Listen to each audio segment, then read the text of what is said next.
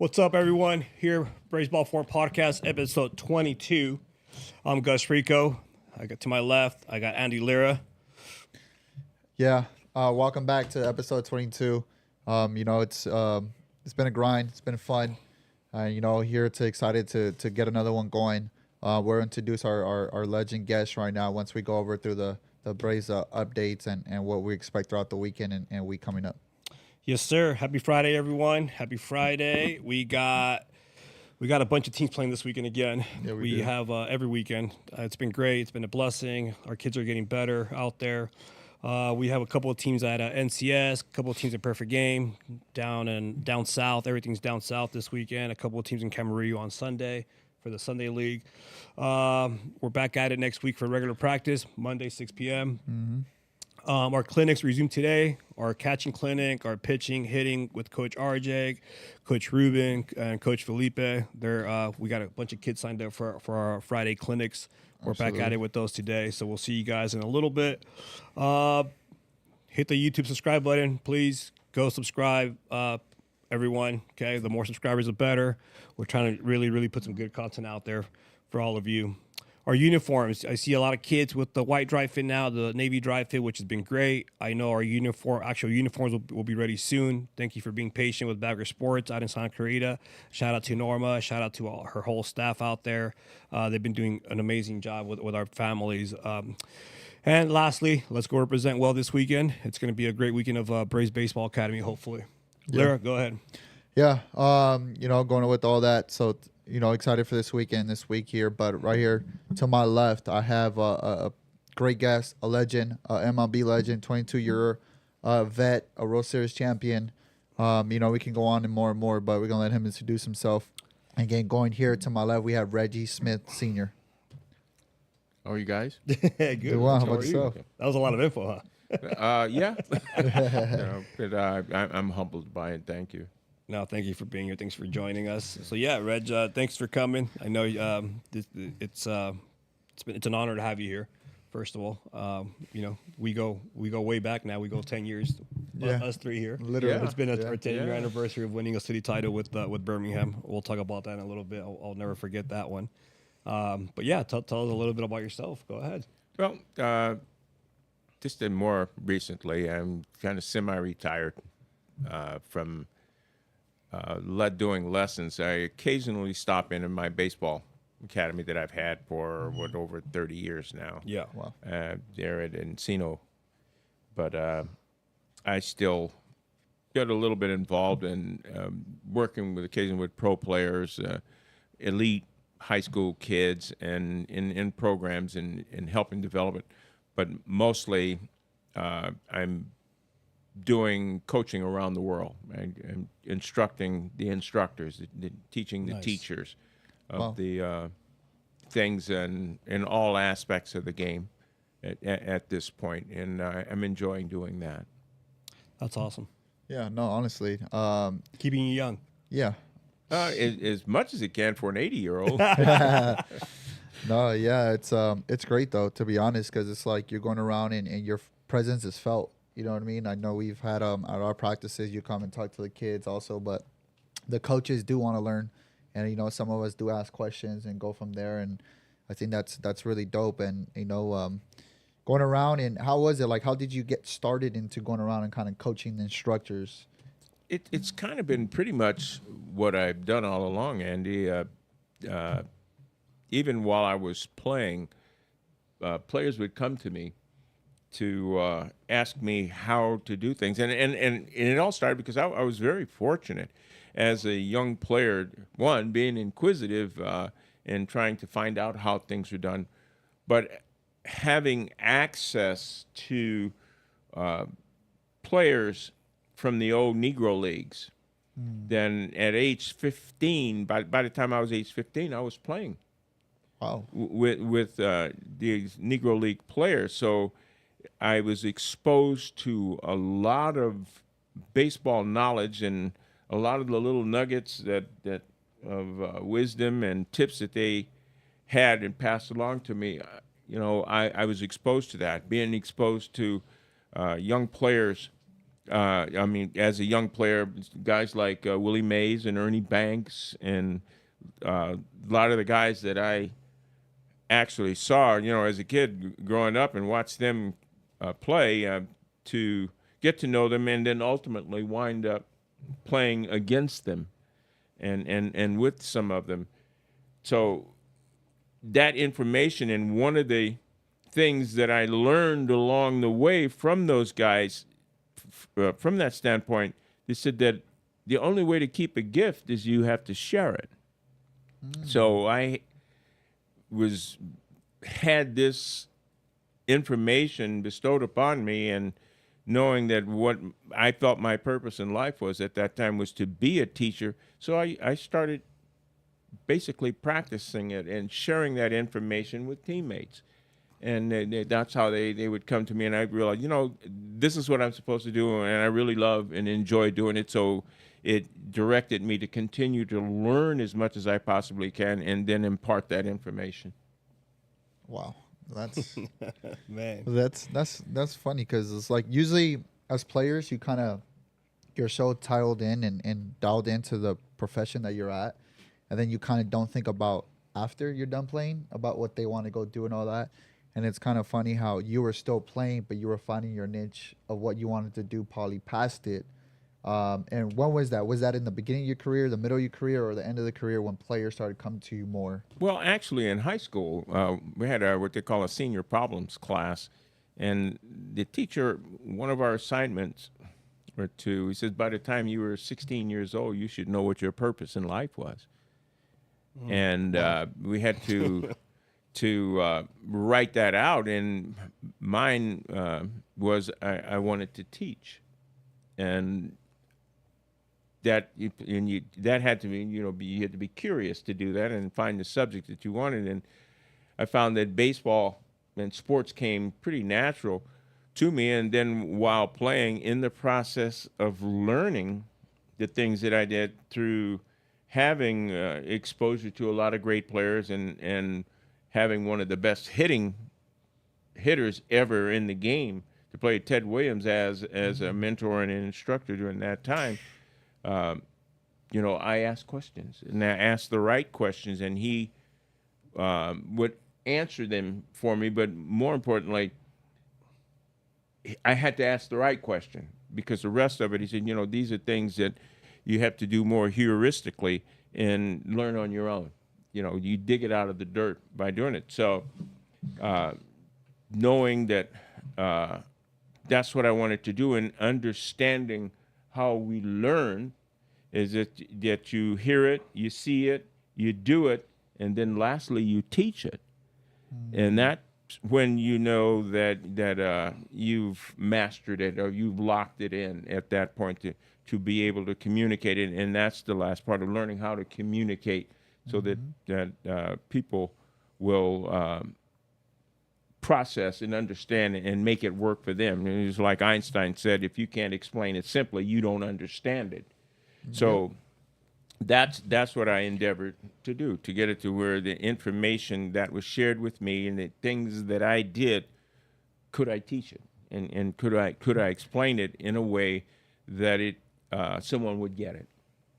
And I that's what I still enjoy doing it, teaching it. Although I've walked away from from kids to whatever, and I went through that process, and from the smallest kids to the oldest and to professionals, and I found language and terms to use that to communicate whatever the information that I wanted to pass along, that they could apply to their skill levels. Love it. A lot of information, a lot of good Great information. info. Man. Absolutely. So you had an amazing career.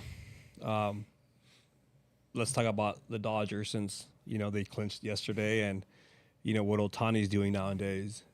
I mean, can you talk about that a little bit, please? I've seen a lot of players have great years, Right.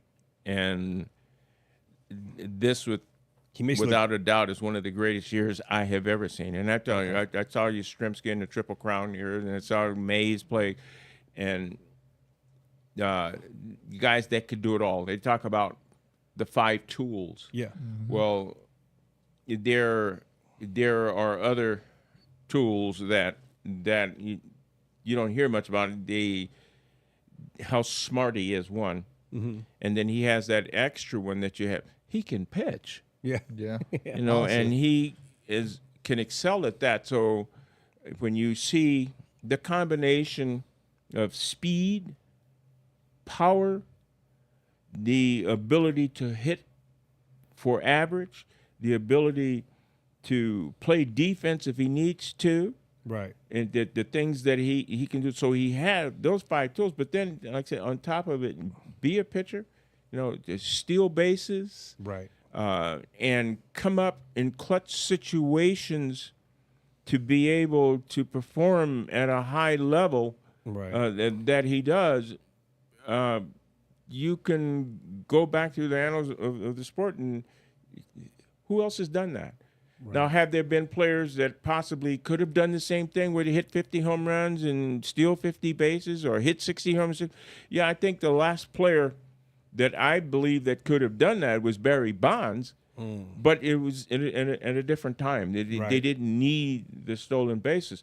But this guy does it, and he makes it look easy. It makes it look easy. And that's what I call the professional. When I talk to young players, I tell them, you know, when they talk about the professional is someone who does something that is difficult and make it look easy. Yeah.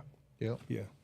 And when you see him doing those things, your expectations change to the point you're saying, what is he really capable of doing? Right. I'm really excited to see him in the postseason. I mean, obviously it's his first one. Yeah. So I'm really, really excited I'm sure he's going to perform, and I don't think he's going to get, there's going to be some jitters there, but what he done it in the World Baseball Classic. Well, you know, having been on that world stage like that in the World Baseball Classic, I don't think it's going to bother him. I hope not. As much. He's a special talent. Yeah. The thing that you really need to take a look at with all of the injuries and the problems that the Dodgers had over the course of the season, Yes. he was there every day, and he came through every day. So he literally, they call that superstar player. Like the players that are superstar who can take a team and put it on his back, Yeah. and carry them. You know, I used to tell people, you know, they said, hey, if I got to carry you, get on. Just don't get in my way. You know, that was the thing that all of the adversity and everything that the ball club was having. Yeah. He accepted that role. Hey, get on. Yeah. I can carry you. Do something. Get on for me. I'll get you in. Yeah. And that to me is the real superstar. And the things that the Dodgers were able to accomplish this year, yes, as a team, but his presence made them respond and react more individually, collectively. And it's that collectiveness that they came together when they needed to. And I'm excited. He was the glue. Yeah. I think him and Teoscar Hernandez had a Oscar had a great year. great year, and especially in those moments when Mookie went down and those guys like Freddie went away because other personal reasons, and so for him and Teoscar to hold it down for the team, because I know in the beginning of the year Ohtani was kind of not coming through in the sense of those clutch situations. In the beginning it was Mookie and then all this stuff, but then when he found his groove, it was like it's silent. Like he went in there and it didn't feel like he was going to be like, all right, like you're going to start getting base hits automatically. But now when he got later into the season, like right now, how hot he is, it looks like it made me feel like Kobe. You know, Kobe shoots the ball, you feel like it's going to go in every time. I feel like when he comes up in those situations now, he's going to get a base hit every single time. Well, let me share something with you. His role changed at the time. When Mookie got hurt, his role changed. He went to the leadoff leadoff spot. Yeah. Never came back out. So, you had Mookie who would lead off with home runs and everything. So that's what again makes him special. He adapted to his role, one, and the role that superstars tend to play is they make the players around them better. Yeah. So Teoscar coming in and helping out and having the great season that he had, well, did that 1-2 punch that you needed, and then even when Freddie was out, and Freddie is steady Freddie, I call him still to do that, they had enough firepower that all it took was for the other guys to say, hey, I just want to get on base. And that's what you did. For instance, like in 1967, when Carl Yastrzemski had his great year, the Triple Crown year, it seemed like whatever situation that came up for him to stand out or come up big for us, he did. And it was mainly because as players, we say, hey, let's get on for Yaz. Just get on base. Just make something happen here to get him to the plate. That's what you fight to do. And when you have that one guy that can do that for you, and they had two, they had three, they had Freddie, and it's a Teoscar, Freddie, and Ohtani to come in and do the things that they were doing. The other guys, hey, let's get on. Let's give them a chance. And then you had Will Smith? Yeah. That would come through in the clutch for you. And then they had their utility guys. So they all knew their roles, and we call it get the next guy up there. Hey, get the next guy up there. That's what, and they were able to do that in spite of all of the adversity that. How'd you feel about that triple play? I was not happy about it. You don't like to see a game end like that. Right, with Ohtani on deck. Do you feel like Rojas showing bunt, pulling back, allowing Machado to play up? I had a problem with it altogether because if you're not going to bunt, then your assignment to me as a hitter is to keep the ball off the ground. I'll pop up or hit a fly ball. I'll strike out, trying to, in the effort to try to keep the ball off the ground. I want to get him to the plate. Mm-hmm. It's the same as the guys hitting into double plays. I don't like double plays. And whenever I did, I was not happy with myself because I made a mistake. Right. There. I wanted to give those guys coming up behind me an opportunity to win the game because one swing they could do that, especially after I came to the Dodgers and I'm number 3. I was hitting third in the lineup, and I had Garvey, Say, Baker, and Monday coming up behind me. Man. If I didn't drive the run in, and believe me, that was when I was saying, all right, I'm trying to elevate the ball at this point here. Reggie Jackson. Elevate to celebrate. Reggie Jackson used to say, I was trying to hit the ball where the grass don't grow. It didn't grow in the seats. But, if I got the ball out there in the air and it was just an out, those other guys still had an opportunity behind me to pick me up. Yeah. So in that situation where he hit that ball on the ground, that's what bothered me more than anything else. Sure, he shows bunt in there. Well, who are you fooling? Right. First of all, if you're going to bunt. Right. Yeah. Right. If not, if you're not going to bunt, be up there, execute. Know what you're responsible and what you're supposed to do in that situation. Mm-hmm. I'm going to keep this ball off the ground. Right. It's true. So that's to me, that's how the game should be played. You hit to the wrong guy. Yeah. Well, I mean, that and like to think about it now, like, right, you're the way you're thinking. I mean, I don't know if Miguel was probably even thinking that, right? Like, just don't hit a ground ball. I think he probably was thinking hit the ball hard in the sense, I guess, if he gets a swing. But it's like, to me, was like, I would have struck out, dude. Like, get on Tanya first and second. Yeah. What you have? He hit it hard. He hit it hard enough to hit into a triple play. That's what I'm. Yeah. See, so I would have. I think. I mean, that's to me, not a plan to me. No. See, that's why you know before you step in that batter's box. And I explained to you, Ted Williams again. His 3 things to becoming a good hitter was, he said, have a good plan. And what that means is before you step in that batter's box, you know what you're going to do. So you don't have to think about it anymore. And that plan is based on what the situation calls for you to do, what the pitcher is trying to do to you in that situation, to know that okay, I want him to hit the ball on the ground here, see if I can get a double play here or something. So you know that. So the next thing is get a good ball to hit. Yeah. You get a ball that's going to give you the best chance to be successful in that at bat, and it will allow you to execute your plan. And third, be quick with the bat. So the situation to me called for, if you're not going to bunt, which I would be a little bit leery of doing, because now you provide an open base.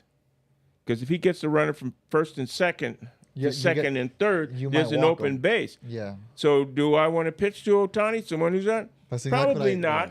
And Yeah, you we just say, talked well, about you never walk the winning run on base. You know, you never put the winning run on base.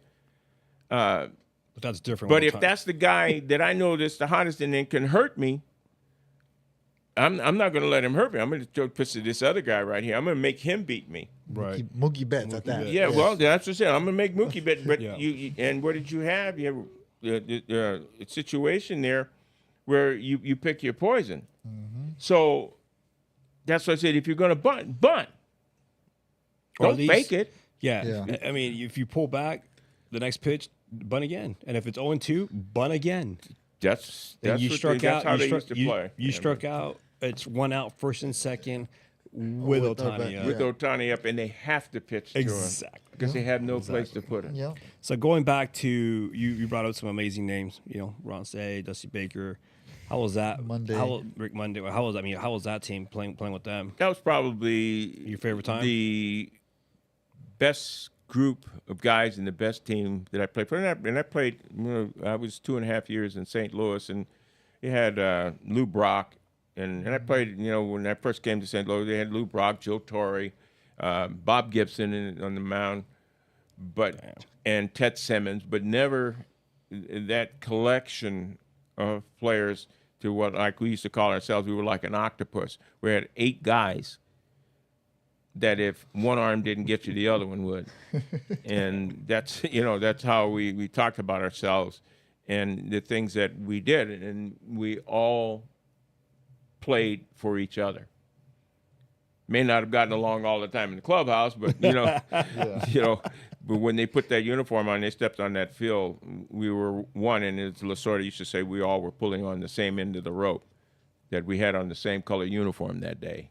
So Right. that's all that mattered. But you have guys like Garvey who would hit 300, he'd drive in 100, and he'd score 100. He used to have that marked on his glove, 3-2-1. He wanted to hit 300. He wanted to get 200 hits, and he wanted to drive in 100. Oh wow. What I set out as a goal for myself was 200. And everyone kind of looked at me and said, "What do you mean 200?" I said, "My goal is to drive in 100 and score 100." So I knew that as far as the average was concerned, if I did those two things, the average was going to take care of itself. Because I'd have to be on base enough to score 100 runs. Right. And I was hitting well enough to drive in 100. Yeah. You see, so those the things that we realized what our roles were, and it was something Lasorda gave us specific And you roles. accepted your roles. You had to. and you accepted the role that you were in, and man, you look at what we were able to accomplish with those guys, man. We were tough. When you're averaging, scoring 7 runs a game, and you had the pitching staff Right. and the defense that we did, and all parts of the game, and the guys that knew how to play the game. Mm-hmm. But yeah, we were tough to beat, With the best fan base. and with the best fan base.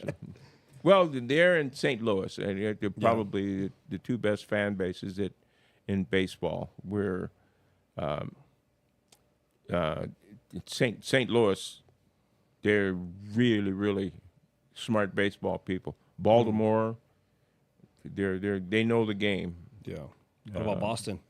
Boston, they were tough though. You know, I bet. but you know, playing in Boston, it was good for me because what it taught me is how to play the game and how to deal with adversity. Also, my next question, like, did you obviously you did fear yourself facing adversity? Like when and how? I mean, how did you deal with it? Well, being an African American player, you know, from the time that I signed, there was when I first came along, you know, we couldn't stay in the same hotels Right. with a white player, and Yeah, you had to deal a with. meal money was $1.50 a day. Oh wow. Wow. Yeah, Like I said, you had to deal with the baseball adversity and the outside of on baseball all of the adversity. outside issues, those things, and that's where there's an old clubhouse saying that what you see here, what you say here, what you do here, when you leave here, you let it stay here. So that meant that anything that went on outside of the clubhouse doors, you either left it out there or you locked it up in your valuable box, because Nice. being able to play the game, that was the outlet. Yeah. You know, any frustrations that you had, you took it out on the baseball. Oh yeah. That's the thing, though. It's like finding something to play for, and you guys had a lot at those moments, especially like yourself and all that, had more than just baseball to play for, in the sense of like what was going on outside, make a name for yourselves, to get that respect, to earn it, and you know, baseball gave you guys the ability to go out there and just feel like you were able to earn people's respect, and I think that was good. You know, you're playing for yourself, your family, but you also earn people's respects at those, I guess, times. Well, the respect you earn amongst your peers. Yeah. Because just again, what went on outside, you know, you had to deal with that. There were people that weren't going to respect you regardless. It's because of the color of your skin or whatever issues they had with you. But when you choose to play a game at the highest level that there is, and you have to be willing to expose yourself and who you are through what you do athletically, because people are going to judge you by your last at bat, you know, and that's as good as you were as whatever you did for me lately. But to be able, again, to go out and play the game, I tell people, you know, because when I first signed, the major league minimum salary was $6,500. So they're telling we didn't play the game for the money. We played because we loved it. They paid us for the aggravation, you know. But yeah, we to go out there and prove that we belong, because as black players, African American players, you felt that you had to be twice as good, if not three times as good as a white player, because there were fewer of us actually in the game. At one time in the Boston organization, I was one of 6. Wow. And 3 of us played the same position. Oh man. You know, so things were a little different, and they were slow to come. So you had to prove that you belonged. And I was one of the fortunate ones, because I had a major league contract when I was 18. So they moved me relatively quickly. I was fast tracked, and I had to prove that I not only could play there, but I could stay. Yeah. That's great. That's Man, incredible, to well, be I'm honest. glad you're here. I'm glad we can do this all day here. Yeah. Call RJ, please. Yeah. Well, the thing too, because I talked to RJ about this yesterday, about that play, the triple play and all that. His thing was, no one's talking about it, but there's no way that you could turn into triple play in the major leagues if you're hustling out of the box. And his thing was that Miggy Polly wasn't hustling out of the box, and gave him the opportunity to turn that double play. That could have happened, but I don't slow. think so. He's not a fast runner. No, he's Yeah. You know, so he was probably giving it 100% out of that box. But it just shows you how quickly things happen. You can't outrun that baseball. Especially and when you you have see an arm like where it go Machado's. 5, 4, 3, triple play. Machado threw it 100 miles per hour that way. Yeah, you know, and you know, you're talking about one of the best fielders. Yeah. And either shortstop or third base in sorry, what third baseman? What's his name? Machado. Machado there. Sorry, but he's a great fielder, and how quickly he didn't hesitate to think I can get 3 here, or the very least. He was going to try. If I can get this guy and the guy at second base, that other guy's just that much further away, and if Machado hits a home run, the score is still tied. Yeah. So to be able to be and have that awareness in the game, you got to give him credit. But I think Rojas was probably giving it the best that he could out of the box. He just hit it too hard. Yeah. Yeah, I think that's to the wrong guy. Yeah, I mean Machado, but talking about for hitters, right? Having a plan for him to be able to understand, if the ball takes me to my right, to know where to go with the ball and where to go right after that, and then for everybody else to follow. Machado could have stepped on third, go 1. Now it's runner on second, 2. I was walk Ohtani. Machado went tag 3, go 2. But see, that's crazy. These are things that he either knew or saying if. And when you play what if, and from situational baseball, and knowing who the runner was at first base, you know the speed of your runners, you know how hard the ball was hit, and where you're positioned relative to the back to be able to get to it to make that throw. So for him to say, okay, I want to at least get the lead runners, right. And he was close enough to third base to do that, and knew that to make that solid throw, he could still get the man at second base. Solid throw. He wasn't. He threw it right at the I'm level. sure he wasn't saying triple play. No. Yeah. But I want to get the lead runners. Right. And what's that? And that's a forethought. What's that clubhouse after a triple play during the game? In the MLB. What do you think? Oh, you're disappointed, and sad faces everywhere. I've seen them. Fortunately, I've never hit into one, but I've seen them, and you don't feel good, especially if you look at some point that it cost you a ball game. I've never seen it end a ball game like that. Wow. Especially in that type of atmosphere and that much of importance of a game, that probably was like. Especially to a team that they had lost so many games to, because no matter how this series came out, the Padres had already won the series, and if they wound up being in a tie at the end of the season, the Padres were going to win based on the head-to-head competition. You see, so wow, the Padres, if they had wound up in a tie, in a statistical tie, the Padres would have won the division based on the head-to-head competition against each other. Did you know that one? You did? Yeah, that's why a lot of the people were important that the Dodgers won yesterday, because it relieves so much stress on everything else. They don't have to go to Colorado where they say it's unpredictable to play there. You don't know what can happen. Right. And so they're like and then they get to rest some of their players. In the sense of maybe arms or whatever, they kind of get to maneuver now. Yeah. And give Freddie, especially because the ankle. His ankle yesterday gives him more healthy of a week to rest up now and not have to and not be worried about playing him in Colorado. But my concern is with that. You lose a little sharpness. Yeah, I agree. And I believe that over the past years that's been one of the things that have affected the Dodgers in getting them through the first rounds. If you look back, since they added the wild card, look at the number of wild card teams that have gone on to win the World Series. Because they constantly keep playing. They're continuing to play. Yeah. To get the number 1 seed, you get the rest of your players, but you know what happened? You're not playing. And you wound up, you don't play for a week. Right. 8 days, everything shuts down. So you lose that game speed edge. So that's what worried me, because I know they're going to rest some players. So probably today's game is going to look like a spring training roster with the number of names. You're going to be you're going to be going, who is this? Again, so they're going to play those guys.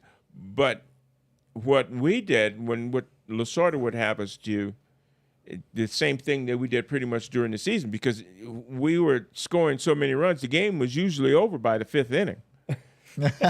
During that time, and Mercy rule. there were Talk times your I'd get talk. only 3 at bats, and my replacement would get 2. Just imagine this: you're having 4 outfielders with over 300 at bats. Damn. We were crazy. able to do that because I You would guys score a lot of runs. fifth after the 5th inning, 6th inning, I was day out. was over. You go, Hit the showers. yeah. Yeah, let's go. Go for dinner. Go there, sit there and watch the game. Call mama dinner, have dinner ready. I'm gonna be home shortly. But that's what happened.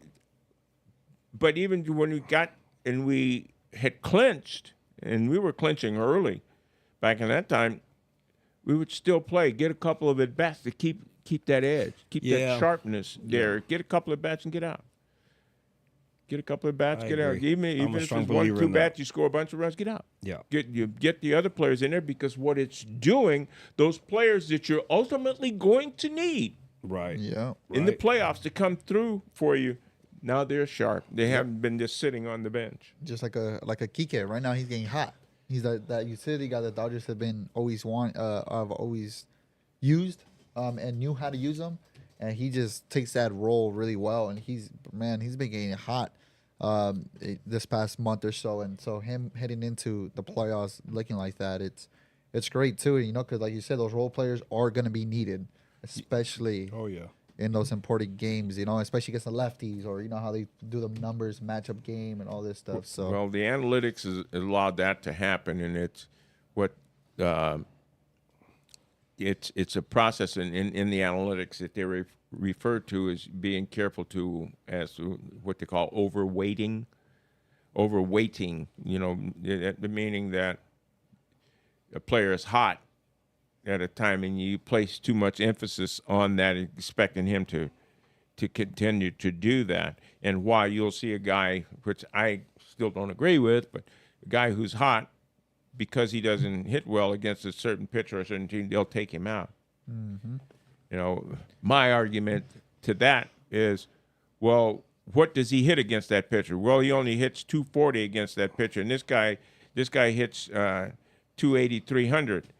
I said, yeah, he's hot right now, so that tells me he has a 24% chance to get a base hit. to get a base hit today. So because he's hot, that guy that's been sitting on the bench for 10 days, I don't know what he's going to do. I don't know what kind of timing he's got. Yeah. Because he hasn't been playing regularly. But I understand that that you have to have that balance between how they're playing the game with the analytics and statistics, but keeping in mind that statistics only measure what happened in the past. Yeah, It well, doesn't tell you what's going to happen. Well, that's what I was gonna say. Like, do you think that's a good thing or a bad thing? Are you like, so about it, or? Initially, I was against it because there's still enough things in the game that I think that makes it exciting, and it's those nuanced little things like the anticipation, the excitement of anticipation of something happening, where you say, okay, a guy's a base stealer. Everyone waiting for him to steal. That's why when Maury back in the 30s, he said, go, go, go. They want you to run. They want to see that. You can see the hit and run, the run and hit. And if you remember when I came over to Birmingham there, it's got Matt to stop bunting, and they said it's put on a hit and run. Yeah. If you guys remember Oh, yeah. that, Absolutely. well, it caught a lot of teams by surprise because – Yeah. Dude. well, it's those little things like that that made the game exciting at that point. So I mean, how do you feel right now? Like, what's going on? I mean, like with the MLB, it's like, do you see the difference when obviously years ago to now, even not even your years, even like the years of like the Kenny Loftons, the Albert Bells, the Barry Bonds, those guys. Gus. It's.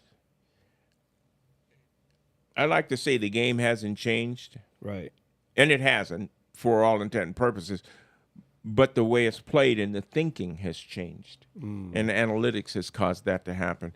In baseball, you still got to catch it, you got to throw it, you got to hit it, you got to run and do all of these things at a high level. Right. And you still have to score one more run than the other team to win. Those things are there. Right. Now, how the thinking is that you achieve those things is what's changed. Right. So it's why it's important to be able to strike a balance between what I call intuitive baseball and analytical baseball, where you're looking at those things where you're applying what someone has done in the past to try to predict what they're going to do today. You see, so by those intuitive things, I mean that gut feeling. You know, you've played, you know, and you have a feeling that someone is going to do something. Sure That's enough. real, man. That's a real thing because we're humans, and it's a way that we connect with each other and stay in tune with something. You said you can feel that vibe off of them. That's real, but the only problem is you can't quantify that through analytics. You can't put numbers to that. It is what it is. It's a feeling. Yeah, and I think that's hurt some of the Dodger runs in the sense for me. Like I feel like they haven't. Some of them don't. A lot of those times they don't coach with their eyes. They're coaching with numbers, and it's just like, you know, you coach your eyes. You go what you feel. You go what you think it's gonna happen. Just be like, you know what? Let's live or die with the decision. Let's go. Let's do it. Like whether it keeps the guy in there or not, but a lot of times they're going with numbers, and it's just like, if it doesn't work out, what are we doing? If it works out, we're all genius, right? Well, when I would talk to analysts about that, and I would use what I call common sense or logical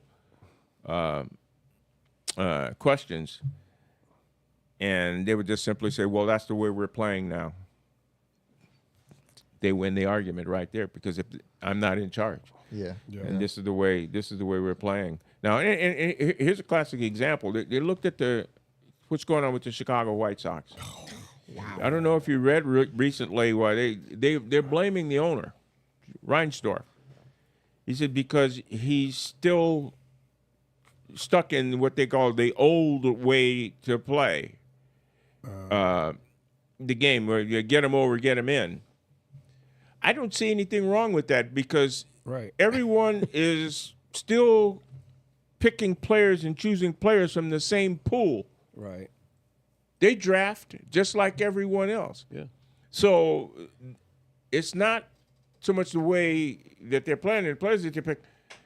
It's what they're teaching them to do and how to play the game. So the players have to take responsibility. If they're not teaching them the things and to play in a way to where they should be playing to what their skill levels say they should be playing, then that's the reason why they're losing. Not because they're not using analytics, you know, completely. Right. Still, it's people. People play the game. Yeah. And you've got to go out and execute those things. And now it's about information. What kind of information are they receiving? And unfortunately, what has happened, they've allowed players to accept mediocrity, and the players have accepted it. So in my day, you couldn't be mediocre, especially as a black player, and play in the big league, and let alone stay in the big leagues. Yeah, it's the truth. You know, you couldn't you couldn't just be mediocre. You're seeing the guys, and God bless them, because I fought for a lot of that in going through the early strikes and everything that we did, so that players could earn the kind of money that they are. But at the same time, here you're hitting 220, you're driving in 60 runs, and you hit 25 home runs, and they pay you $12 million a year.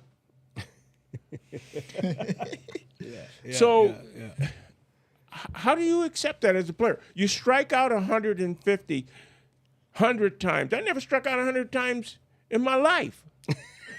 God. season. How Yeah. I struck out getting good in 90. I struck out 90 something times and I had a bad shoulder. And I was ready to hang myself.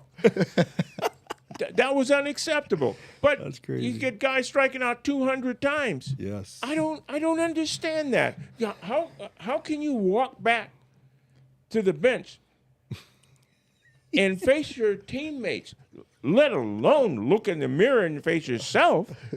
But that's what it's the launch angle. Think about it. It's that's what's the been launch allowed angle. him. You're in launch angle. All of that. That's what's happening. They're accepting that, and the players know that they can make the money and only have to do this much. Hey, That's true. I never even thought about that. That's crazy. No. I mean, I look at the White Sox record. I'm just like, what is going on there? the players are not doing the things that they're capable of doing for the level that they're at. Yeah, I just think that at the end of the day, like, you as a player on let's say, let alone a losing team, if you lose that much or you just care about the culture to do that, then you're okay in it as a player. And I think that's where a lot of times you're as a player can change it. They can just come up and create a meeting and just all of a sudden be like, yo, we're done. Let's not do that. Like, I'm going to be bunting. You're going to be doing it. We're going to figure something out to win. And if you're not with it, get out the clubhouse. If you're not, then we can stay here. I saw something That's on the way it Instagram. used to be. Yeah, but like We how is policed that the not- clubhouse. We didn't need coaches and managers. Yeah, You learn the like- game. Like you've heard me say probably many times. My as a teacher, as an instructor, is to teach you to be the best coach that you've ever had. So it's my responsibility is to provide you with the information that you need, and then go out there and execute it. So, like you said, the players get together. When we would have our own players meeting. You stop looking at the managers, stop looking at the coaches that did and putting the blame on this. You take pride in what you're doing. And you've heard me say what pride stands I'm for. about to ask you too. Please let them know what pride stands for. Pride stands for personal responsibility in daily endeavors. PRIDE. Personal responsibility Got that? in Y'all got daily endeavors. So you be responsible for your own learning based on the information that you've been provided to allow you to gain the experience that you need to go out and execute what that situation or what that plan calls for you to do. Yeah. And it's not going to always be equal because some players are better than others. Mm-hmm. And they can do those things better than others. But for a team to lose 120-something games like that, that became a mindset. Yeah. I just They became a started routine. to accept that. Yeah. Yeah, exactly. The expectation, and what's that? What do they call it? Cognitive dissonance. Your mind's way of proving you're right. They're just okay with it. They're okay. They get to the office, the field, they're like, we're gonna lose today. Yeah. Yeah, they lost so much and said, We're gonna get our butts kicked today, boys. Yeah. Somebody got to say, I'm pissed off. Yeah. And I'm not going to continue to do this. Can you imagine that clubhouse? Oof. well, I mean, but let's be real. You have Luis Roberts, like Robert there. Like, I wonder if he was just like, well, that is what it is. He probably tried. Like, Well, he know, probably yeah, we said, don't- we well, don't know, when you but- get to that attitude, well, they're not going to listen to me anyway, so I'm Yeah. just going to take care of myself. That's what happens. yeah. You get into where self-preservation. Yeah, because I feel like Michael Kopech found a new want to play again. Look what he's doing for the Dodgers, shoving. I'm like, Jesus, when have you been that good? It's been a while, dude. Like, You heard me say the game is played individually, collectively. Yeah. You do your job, I do my job, and we pull on the same end of the rope. yeah. And when I you play for you. You play for me or you play for him. You do those things. You take that I out of team. Wow. Yep, and I believe the Dodgers have taken that out this year, and I think they win, bro. I'm making my prediction right now. I'm hoping. I'm hoping. I hope Otani does something where he tells them, "Get your head out of your butt right now." Whatever language he speaks it in. But they come through and they have the I got- players healthy to do those things. If he's a catalyst, in which he can be and has been, that's all you can hope for. But the one thing, keep in mind, playoffs It's different. is a Reg, totally I got different I got season. Yankees Phillies. Yeah. What? And he's disrespectful. That could be. Walk out, bro. Go, man. But I know people aren't going to like me saying it, but do not count the Astros out. Oh, Dusty Baker.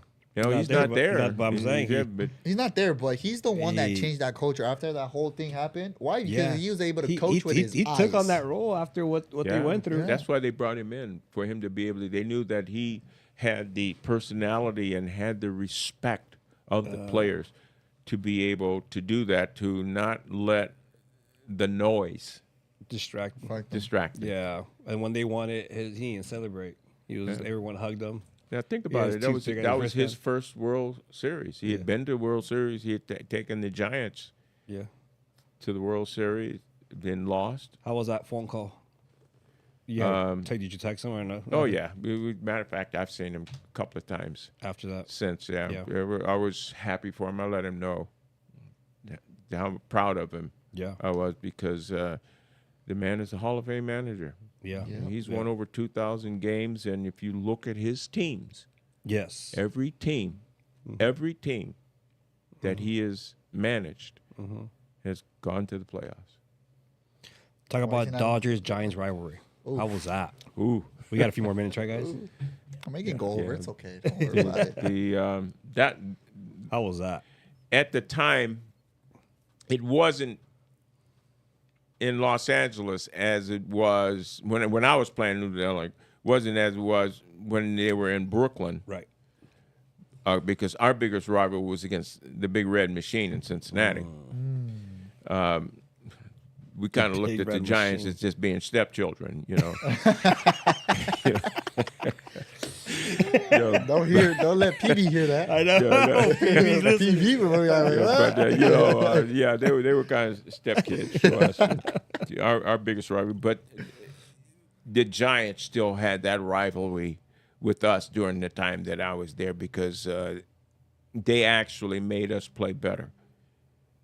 Wow. And the reason, because we knew they wanted to beat us. Right. And they wanted to beat us in the worst way. So you had to be on your top. You had to be at the top of your game Right. against teams like that. And they did make us play better. But in terms of a rivalry, to where we really locked down on each other, was against the Reds. Okay. Yeah. The Big Red Machine. Big Red Machine, Against the Reds, Big Red man. Machine, yeah. And the Reds, man, they sneaky. The Reds out there, they're always Yeah. it's always something with them. You know, they're always something. always somehow, some way make a noise for themselves. The other cruise is filthy. No, Their you look at cruises. every 20 to 25 years, you'll see Things switching. things flip. Yeah. Did you catch yourself like obviously going against the Giants, like you would look at your teammates and like, hey, like bring your A game? Like Oh it's- yeah. like it's- I wanted to beat them. Like, Whenever you want to beat them by 20. it didn't whatever it took, I was willing to do. And that's just whatever uniform I put on. That's Yeah. the way that I felt. I looked at it as, man, you got on the wrong color uniform today. You know, if I could have my closest friends. If it meant I got to take him out on a double play or something, I'm going to take him out on a double play. That's crazy. You know, when you get to playing with Bob Gibson and watching him, I'll tell you a quick story, show you how tough he could be. His closest friend when they were together, playing together on the Cardinals, was Bill White. Bill White got traded to the Phillies, and Gibby drilled him. Drilled him. Because I know you don't. But it was his best friend. And the old saying used to be, he said, we go to dinner after the game. I got you. Stay But there. today, you know, and playing with him real quick in spring training, I hadn't seen any left-handed pitchers. And back then, you know, pitchers used to throw batting practice. And then we were playing scrimmage against it. and like I said, I hadn't had a chance to hit right-handed against left-handed pitching there, and so I came up to bat right-handed to face him, and he looked down at me and he says, "Are you sure you really want to do that?" And I had to explain, say, hey, who? Now, mind you, now we're close friends. Right. We rode to the ballpark together. Right. You know, that you know. So I told him, hey, look, I just need to get some right-handed swings in, you know, and because I hadn't. So he said, okay. So first pitch he throws me was a fastball right down to me, and I hit an absolute bullet into left center field for a double, and he turned around and looked at him. He said, "Don't do it again." Okay, Ruben. He said, "Don't do it again." Don't do it again. But that's how tough he was. Yeah. And the things that you had to do, and that was how I treated other players. Yeah. You got on the wrong color uniform today. We'll go to dinner after the game. Yeah. I'm going to do everything I can to beat you today. Yeah. So you coached USA Baseball. Some guys who were some big names on that team. Wasn't Griffey on there? No. In the World Baseball Classic. Yeah. Yes. I originally started when coaching the first team of professional players that they allowed in with USA Baseball in the Pan American Games when in 1999 we took young players that out of the minor leagues to qualify the U.S. for the Olympics in 2000. Okay. And we won the silver medal in the game against Cuba. And then in 2000, we won the gold medal in Sydney against that same Cuban team. And there were guys like Doug Mankiewicz, Brenda Abernathy, Ben Sheets. Because he's the one who won the gold medal game for us against Cuba. There were several young players that ultimately got to the big league. Matter of fact, we had CC Sabathia, and they took him from us at the last minute, and they flew him back home from Australia in 2000. But there were players that what we were doing at the time, we were identifying the young players that other teams would wanted. So we had to fight to get guys because players would say, hey, if you want to get on the 40-man roster, say you want to play for USA Baseball. So that's our, and then after that, in 2006, they had the World Baseball Classic, first World Baseball Classic, and I coached the first two of those, and we had Griffey, A-Rod, Derek Jeter, what's his name? Oh wow, Jorge Posada, no. No, he wasn't on that. No, Posada wasn't there. With Atlanta, Chipper Jones. Chipper Jones. Man, some good names. We had a lot of big name, a lot of Hall of Famers. A lot of Hall of Famers, yeah, that were on that played on that first USA Baseball. So that would be team. the dream team. Yeah. In a sense. That's For a baseball. that would have been yeah. a team that could they could play, but it was just that at that time we didn't have enough time to really get the team to coalesce as a team because they were, for all intent and purposes, they were in spring training. Were you in charge of the hitting? Yes. That's awesome. I had all of the responsibility for the hitters on the ball club, and I coached first base. Oh wow. Wow. That's awesome. Man, what a legend, huh? And you spent some time in Japan, correct? I played 2 years in Japan. I actually came out of retirement after the '81 World Series. After finally got the World Series championship, I retired, and the San Francisco Giant, Frank Robinson, who was managing at the time, asked me if I would come and play first base for him, and I said no at first. But then I said, okay, yeah, I'll come back and play, and then I did, and I was going to be a free agent after that year and would have gone back, and the Yankees offered me a contract, and I could have gone to Baltimore, but I wanted to stay close to home. And then it turns out the Yomiuri Giants came and approached me, and they offered me a contract from my age. You know, I'm 40 years old, and they went, whoa, you want to pay me this?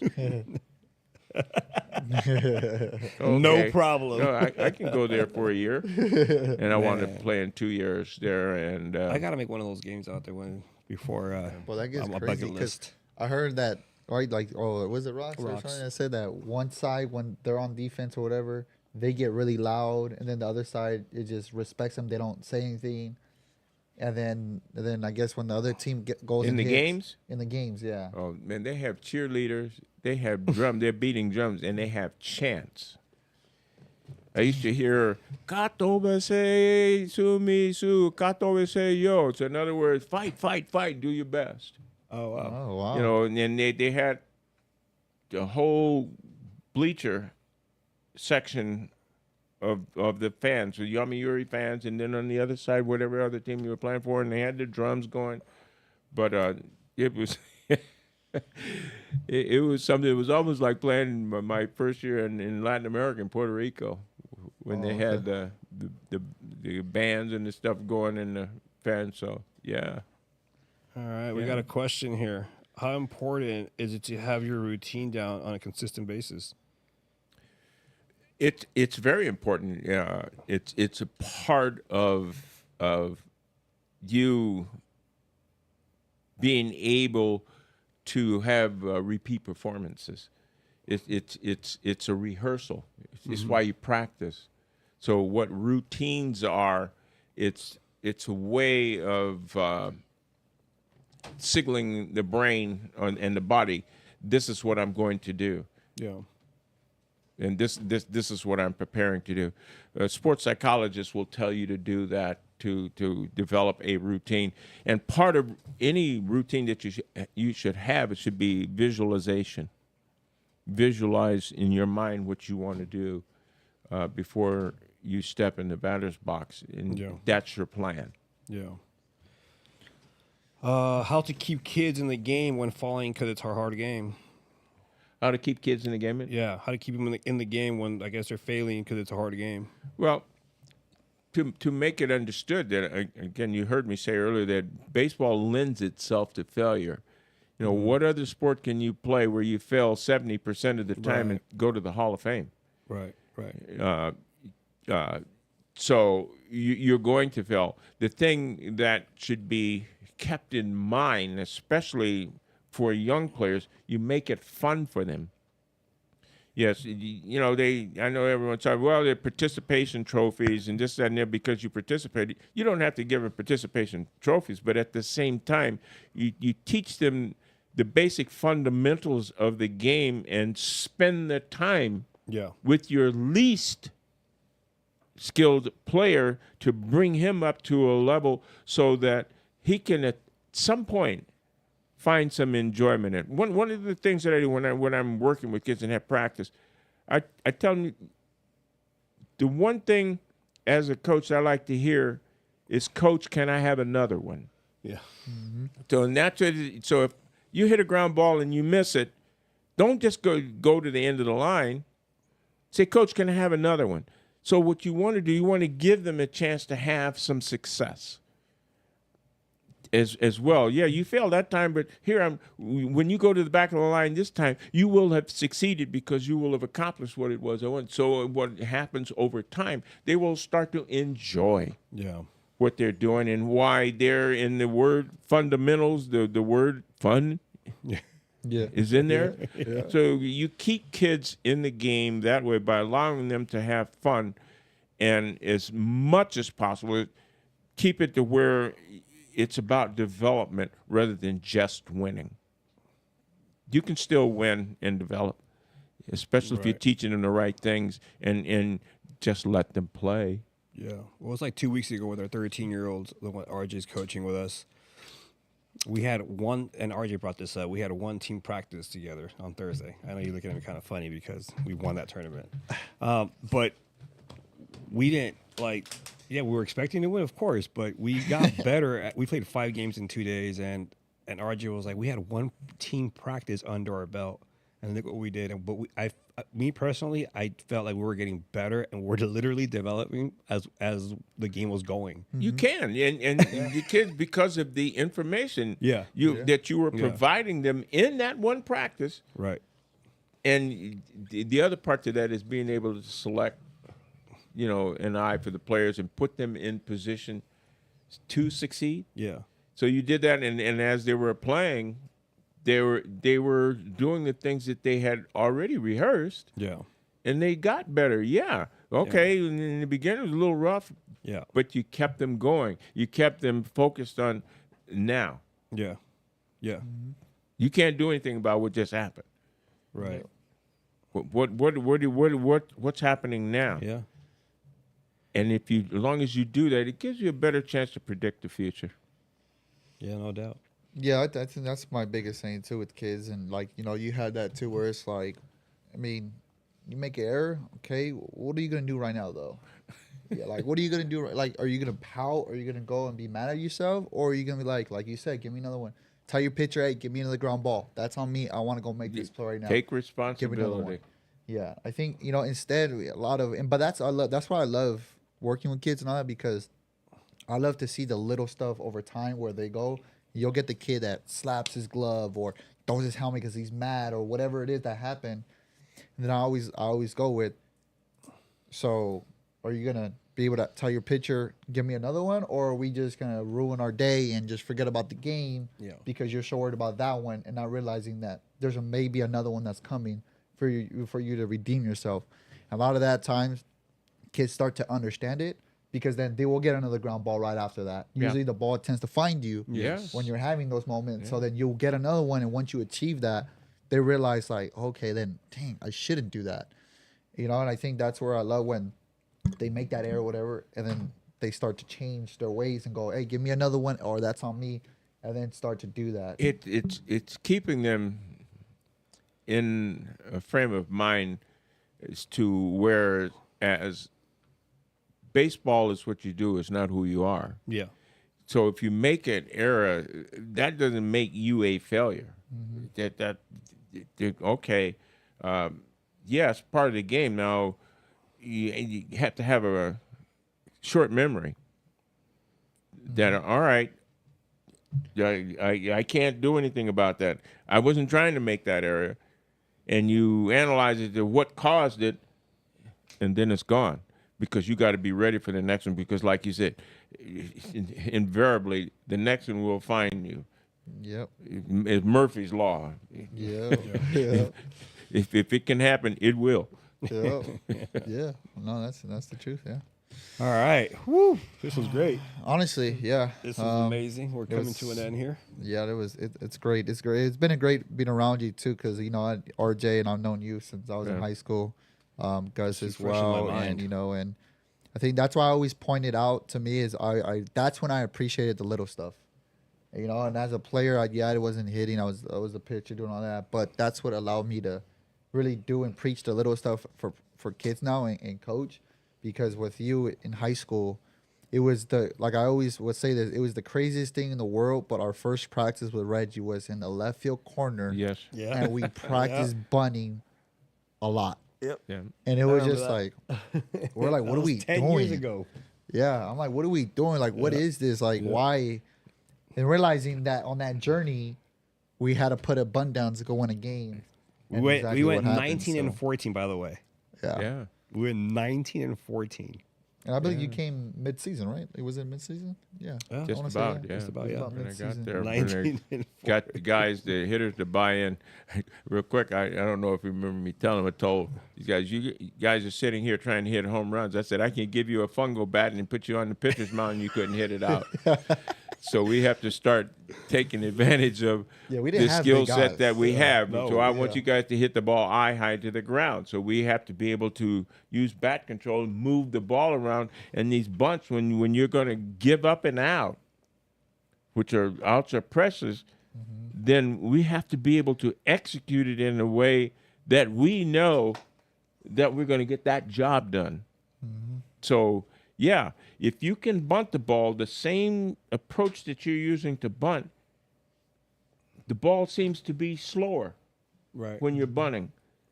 Well, slow it down when you're hitting. It's the same thing. So We have the to get smallest infield. and you got them to buy in. Yeah. So we got sure, the pitching Yeah. with Rissamano and Adrian And Jelnick. and John. Yeah, guys coming through and Lira, playing what else good do we have? defense. Man. Those are the things. Execute. Yeah. Execute. Yeah. I think that's And what. it's done through repetition, using the proper mechanics and the proper mindset. Agree.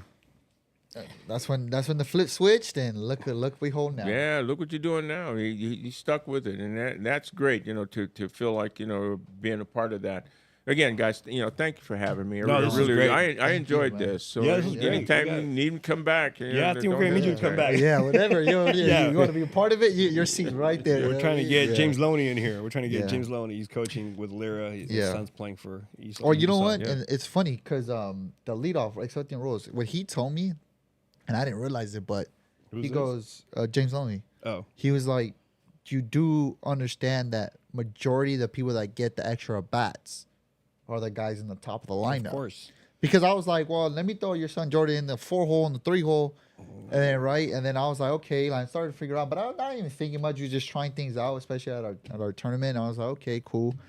And then he was just like, because we started talking about Tani, like his approach and stuff. And then he was like, well, you realize, like, because I was like, but the Dodgers got 1, 2, 3. Like, there are 3 guys are in the first 3 lineup. He goes, well, yeah, to be honest, majority of the guys that get the most at bats are in the top of the lineup. Right. And then when you get those guys that buy in at the bottom of the lineup, know the role to get on base for these guys. Right. When that lineup turns over, Yeah, then you realize, like, Yes. dang, you're right. Now you're going like this as a third base coach. You're Yeah, going, I'm like, they yeah, got good. Yeah, I'm like, oh, this is. I'm like, now he's got me thinking like my lineup from top to bottom now. Like, I'm like, hold on, wait a minute. that's why I don't like the idea of so many solo home runs. Yeah. Yeah. Hit home runs when people are on base. You want to impress me? Hit that 3-run ball. Yeah, go hit that 3-run ball. Yeah. And I think that last 2 months or 2 months and a half, Ohtani, I don't know if he's had many solo home runs like that. To be honest, Yeah, he's had got a a lot bunch. of. He's got a bunch of. that- Well, he got a Yeah, bunch, but yeah, like a lot of guys on base as well. Like, Well, you look at where most of all the runs he's driven in from that leadoff spot, the dude has over 120 RBI. Mm-hmm.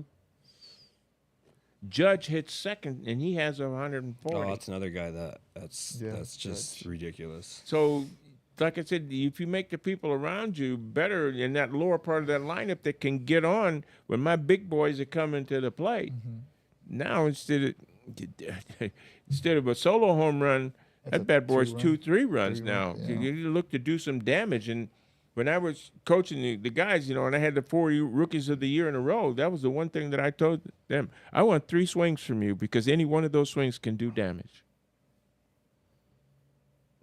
That's what we're looking for. I want you to do damage. That's your whole mindset. Do crazy. damage. Do you know who the rookies of the year are or no? I'm gonna be honest with you, probably not. But please enlighten me, because like, The Dodger ones?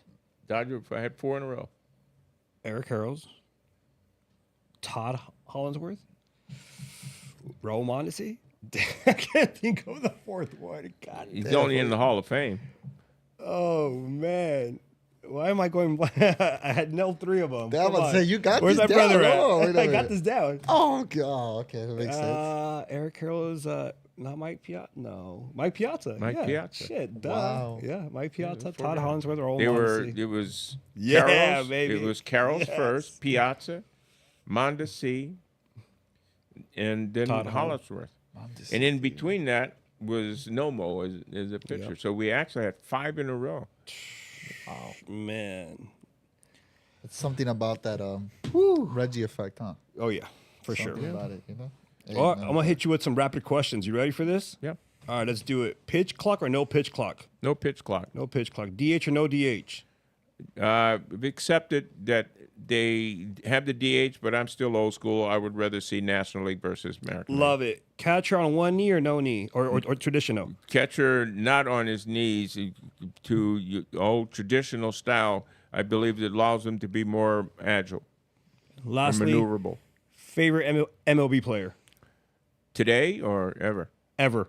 Willie Mays. Love it. R.I.P. man.